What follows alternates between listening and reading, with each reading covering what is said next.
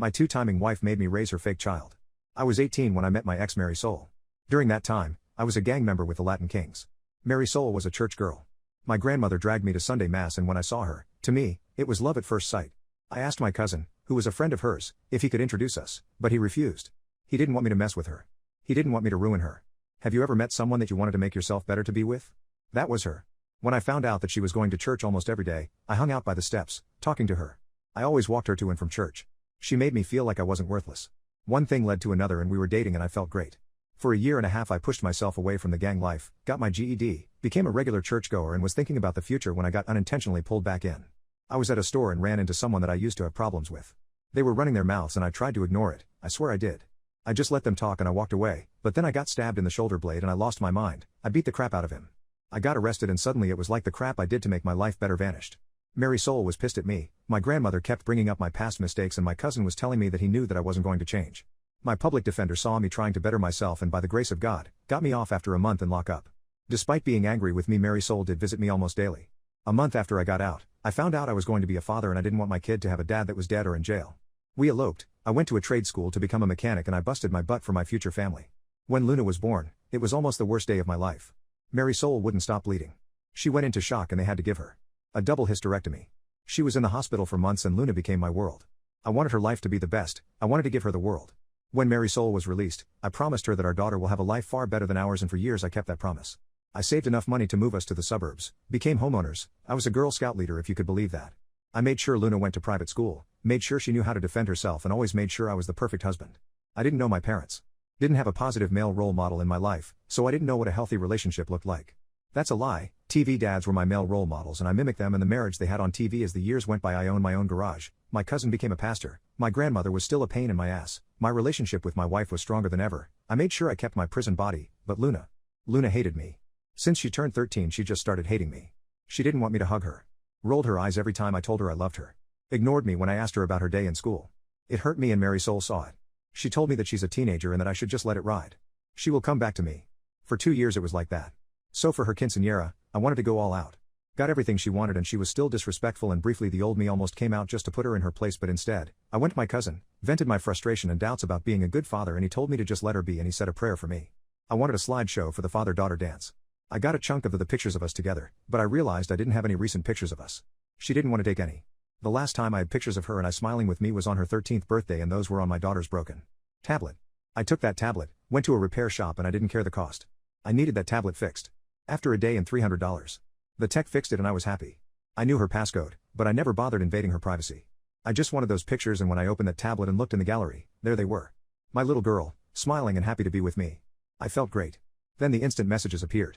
It was my daughter talking to my wife. It was a long banter that she didn't want me to dance with her and it did hurt, but like my wife said, she's being a teenager. Then she said something that destroyed me. She texted why she had to do the father-daughter dance with me since I'm not her father. I felt my heart stop. My wife responded that I raised her, I loved her, and that makes me her father. But Luna responded by saying that my cousin is her father and she can't wait for her to turn 18 so she could tell me the truth and she could live with her real dad. That she hated me, that she thanked God that I'm not her father. Mary Soul began cursing her out. Saying that it was a mistake for my cousin to tell her the truth 2 years ago and the more they talked, the angrier I got. My wife lied to me for 15 years. My cousin whom I confide my issues about Luna and my fears about being a bad father not only effed my wife, but had me raise his child. I wanted to hurt them. I felt a mixture of anger, sorrow, and grief. I went to a dark place and so I wouldn't do anything stupid. I told Mary Soul that I needed to focus on work so I could pay the quince and instead I drove to Manhattan and saw my old public defender who wasn't a low-level attorney anymore. He had a nice expensive firm near Midtown East. I was surprised that he remembered me, but apparently, I was his first case as a public defender. We sat down and I told him everything. Gave him the tablet and when he turned it on, the messages just kept coming. Only this time, Luna was talking to my cousin, her real father, and he was telling her to give me a chance. How I was always there for her, but Luna told him that so was he. How it makes sense that they have so much in common and even called him Poppy multiple times in their conversation and he responded and told her that she was his little girl. We went through our options and he asked me what do I want to do? And I told him that I wanted to go full scorched earth. I wanted to poison the well and he asked me several times if that is what I wanted and nodded. I also told him that everything had to be filed before the quince in 2 weeks. So we sat down and spent the next 12 hours on what needed to be done and I followed his instructions to the letter. I secretly placed my business for sale. Called the private school and told them that I will not be paying for next year. Closed the college accounts, and the savings that I had for Luna and prepared to place my house for sale online. No one was the wiser. I followed his instructions perfectly. There was only one thing I deviated from. The day of the quince. That day went off without a hitch. The whole family was there. Luna was smiling, having fun. Mary Soul kept asking me if I was okay and I lied to her. It was hard lying to her. From the moment I met her, I never lied to her, and during those 2 weeks, every time, I kissed her, held her, made love to her. It was hard not to scream at her. It was hard not to hate her. She knowingly let me raise another man's child. She slept with my cousin, a man who saw as my brother, the godfather of my child, the best man when I eloped, my confidant. So the rage was hard to suppress, to say the least. When it was time for the father-daughter dance, I called her to the center of the stage. She looked annoyed, but walked over. I had the music playing and she smiled, and it tore me apart, seeing her smiling at me. For years I wanted to see that smile again, and now I didn't want it. As we dance, I had the slideshow playing. Pictures of the two of us, and towards the end of the song, screenshots of her text messages with her mother and real father. Needless to say, this didn't bode too well. Mary Soul looked like she saw a ghost. Luna just kept staring at the large screen, and my cousin just stared at me with fear. Mary Soul ran to me and told me that she could explain, and I told her that I filed for a divorce. That she could explain it in court. She grabbed my arm, begging me, and I pulled back. I told Luna that I busted my ass to give the world, and now she doesn't deserve it. I began to walk out, but not before telling my cousin that every time I see him, I'm going to knock him out. Then I knocked him out. My two-timing wife made me raise her fake child. The aftermath was harsh. Mary Soul and Luna was at my grandmother's apartment. Her family was shocked and disgusted with her. They wanted nothing to do with her. Her father actually apologized to me. I don't know why. He never liked me despite turning my life around. That man hated me, but now I was the perfect husband and father, but just a few days prior I was the former piece of crap. My grandmother had the audacity to tell me about the story Abraham, and how when came back from battle 3 years later, his wife had a 1-year-old child and he raised him as his own, and how I should be like Abraham. So I told her to get the F out of my house. Mary Soul came a few days later, crying as soon as she saw me, telling me that it was an accident. That when I was arrested she was so angry at me, and my cousin was there to console her, and one thing led to another and they had intimacy. It happened only one time and she was faithful to me ever since. She was willing to take a lie detector test to prove it. So I asked her how long she knew Luna wasn't mine, and she started crying more. That look she gave me just told me that she knew from day one, and asked her to leave. She wanted to go to counseling, telling me that I'm overreacting and we could make it work. It was in the past and I needed to get over it. That I am Luna's father, despite what happened, and I allowed my temper to get the best of me. I must have repeated get over it over a dozen times at full volume while grabbing her stuff and tossing it out the door. I called her a lying W word. I told her that I didn't want to see her face ever again, and I told her that this life that I built no longer belongs to her before shoving her out the door. A couple of weeks went by and she kept blowing up my phone. Not once Luna tried to reach out to me. Mary Soul was shocked to learn that I sold my business. Even more so when she learned that I had an open house. She came in screaming, telling the viewers to get out of her house and pleading with me to seek help. That I was ruining our marriage. That I had no right to sell our home. The home where we raised our child in, and I told her that this house is full of lies. It's a house where I raised another man's child, and when I sell it, I will give her half, and ordered her to get out before I called the cops.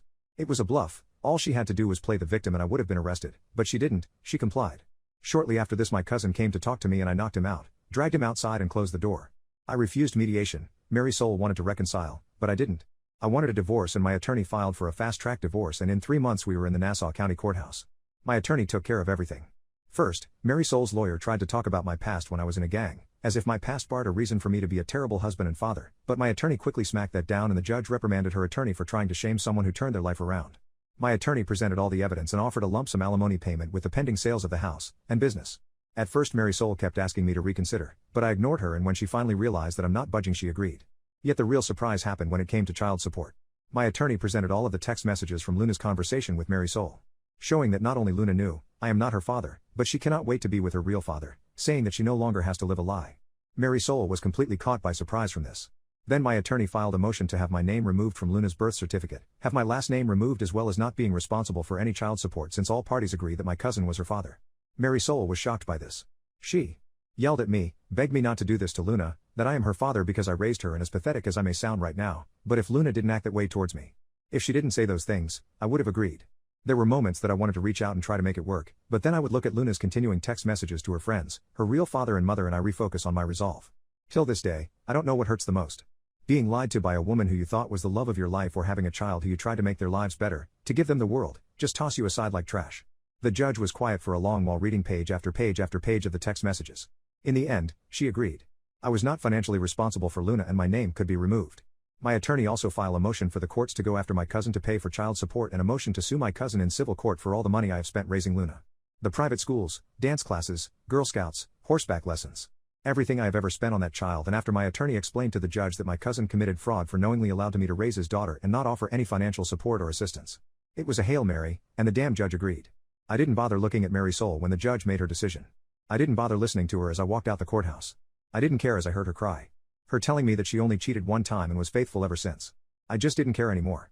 A few weeks later my ex called me, shocked that I stopped payments on Luna's private schools and all of her activities, and told her to call her baby daddy before hanging up. Even Luna called me, first time since this entire ordeal, and she calls me crying that she has to go to public school, that they were moving to the old neighborhood and how scary it was and how she wanted us to be a family again. I told her to go to her real father, the man who she truly wanted, and ask him. I yelled at her, told her that not only she knew for years, but I read all the text messages, the back and forth, and from her own words, she was thankful that a hoodlum like me wasn't her father, even though I haven't been a hoodlum since the day I found out I was going to be a father. I hung up on her after that. I thought about ending it countless times. Thought about ending my cousin, but I made him pay.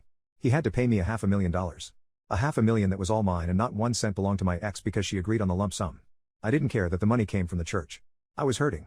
I left New York shortly after, went to Idaho, as furthest away from New York as possible. I just picked a random state and city and just left.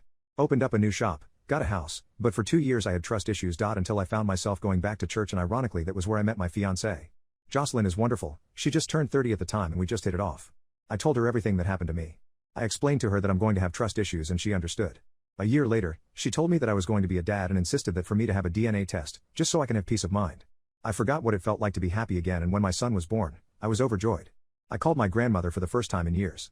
She cried, and when I told her about my son, she insisted that I come to New York so she could meet her great-grandchild. Guilt-tripping me by saying that she's 90 and would like to see me one more time, and I agreed. We flew to New York, rented a car and drove to Bushwick. The one thing I dislike about the hood. You only need to see one person from your past and the whole neighborhood knows that you're back. My grandmother saw my son, met my fiancée, made an offshoot comment in Spanish about her being white, and I just yes her to death. I was planning to spend the week, do the tourist thing for once. It was Jocelyn's first time in her life in the Big Apple and I wanted to make it special. Damn it, nothing works out as planned. First my ex shouted my name from downstairs. I looked out the window and was surprised how fat she got. My grandmother told me in Spanish to talk to her and Jocelyn agreed. I went downstairs, was awkwardly silent for a minute, and that anger just came back like a flood. Mary Soul told me that I looked good and said that she looked like crap. She told me that she missed me, that she never been with another man since the divorce, and I ignored her. She even had the audacity to tell me that I'm a grandfather, and I gave her a look. Apparently Luna got with a decent guy, and got knocked up at 18. Her baby daddy joined the Marines to support them, and her father wanted nothing to do with her, just pays the child support and refuses to acknowledge her. He's no longer a pastor and is working at the Banco Popular 2 blocks over. Then told me that Luna named the baby after me, and I couldn't stand looking at her. Mary Soul wanted me wait because Luna was on her way over, and I just walked away. I went to my grandmother's house and I didn't have to tell Jocelyn anything. She just knew and we left. In the elevator I told her what happened and she smiled and told me everything was going to be alright. The look on Mary Soul's face when we left the building. She was looking at my fiancé like she was the other woman, and Jocelyn without missing a beat introduced my son to her. Well, she said, I would like you to meet his biological child. That was a knife twist, but she knew my pain. Mary Soul kept trying to stop me from leaving. Telling me that Luna felt bad about what she did and Jocelyn wanted me to make amends, but I was so angry. I hopped into the car. Ignoring Mary Soul's pleads, and Jocelyn told me to extend an olive branch, so I gave her my number, so Luna could call me, and left. At the red light I saw my cousin by the Cuchifrito stand and I don't know what came over me. I got out the car, ran up to him and beat the crap out of him. Jocelyn was screaming, telling me to stop, and when we locked eyes, I could see the fear. I spit on him and left. I'm back home. Working, being a dad, and a good fiancé to a beautiful woman. Yet since going back, when I'm alone with my thoughts, the anger comes back. Luna did text me with a picture of her smiling with her son and telling me that she was sorry for what she did. Yet, I don't know if she's sorry that she missed me or if she's sorry because the man she wanted to be her father wasn't the man she thought he was. I'm so confused and I'm scared to reach out to her. I want to get past this. I want to move on. My family was my everything, my daughter was my world. Even after these years it still hurts, it still makes me angry, but I know I need to move on, but it's hard. I want to reach out to Luna, but I'm so scared. I have people telling me to let her back in, but all I could think about are those text messages and the lies. The constant lies. Update 2, my two-timing wife made me raise her fake child. Luna tried calling me several times and I looked at the phone. I wanted to answer, I didn't, but all that kept lingering in my mind was those messages. What she said to her mother, to her real father, her friends. So I ignored it. Eventually I listened to her voicemail and she sounded so cheerful. She briefly apologized for her actions, but to me, it didn't sound sincere, just passive. Maybe I'm overthinking it. She mentioned about her son, her finance, and asked me to call her. Simple requests, and I became infuriated. My grandmother and my fiancé are telling me to give her a chance, but when I asked my grandmother if Luna or Mary Soul ever asked about me in the 4 years I left, she said Mary Soul did, constantly, but not Luna. So in my twisted mind I think Luna wants me in her life to her child would be taken care of. Or maybe she wants to milk me, and that made me so angry. Even Mary Soul tried calling me constantly and I'm already thinking about changing my number. I sent a small email to Luna that simply said, "What do you want?" Didn't expect the multi-paragraph response. She started the email profusely apologizing for how she acted. She said when she found out I wasn't her father, she was angry. She confronted her mother and she cried, making her promise not to tell me. Since she felt lost she began to talk to my cousin, her real father, more and more. He told her of my violent past, the things I used to do, things that I kept a secret from her. This made her angry, and the more they spent time together, the more she pulled away from me.